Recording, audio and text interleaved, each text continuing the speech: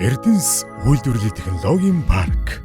Бүрэн нөөц ерөнхийдөө л хагасгүй орчуулан зориулсан түүхий гэдэг нэг боловсруулалтын хувьд бол хэрвээ шууд шатааж хэрэглэхгүй бол одоо хагасгүй ус болгоод бүх нөөц гаргаж аван тэрүүгээр цааш нь утаагүй төвшөлтөөр нөөр ус идэвхжүүлсэн нөөц тийм металлургид ус хэрэглэдэг юм одоо энийг боломжгүй гэж агаад хэлж чадахгүй дээ чинь одоо олон оронд хэрэглэгдэж шүү дээ. Германд хэрэглэж байна, Хятад хэрэглэж байна, Оросд хэрэглэж байна. Энийг бол одоо дэлхийн нийтээр ашиглаж сурсан өмнө нь бол бүр их маш их хэмжээгээр ашиглаж ирсэн ийм л одоо технологи процесс түүхий гэдэг юм да. Ганцхан тайлбарлахад энэ хөхнөрсийг үйлдвэрлэхийн өмнө энэ бол нүүрсийг 700 градусаар халааж байгаа шүү дээ битүү. Тэгэхээр энд байгаа бүх тэр дэгдэмхий одоо энэ мохоо үнэтгэдэг тэр байдлууд бүгд ялгарч байгаа.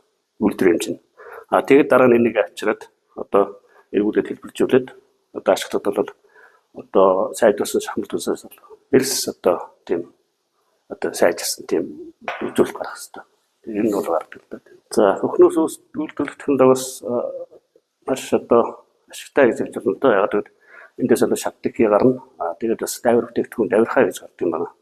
Манайд бас ингэж хийгдсэн судалгааны одоо бүтээгдэхүүнээс танилцуулаад энэ бол ингэ одоо хагас гогцын давирхаа хөхнөөсөөс одоо бас хамтдаа гарсан давирхаа гэсэн үг.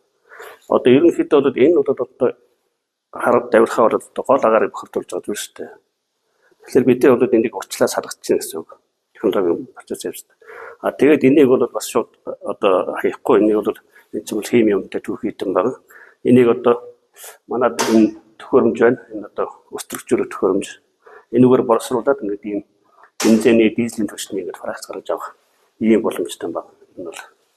Энэ бол маш үнэтэй түүхийд энэ бол бас бусад улсууд бол энэ хөхнөөс үйлдвэрлэх одоо явцдаа энэ давирхайг бас ялгаажлал маш олон төрлийн химийн одоо бүтээгдэхүүн гаргаж авч байгаа юм.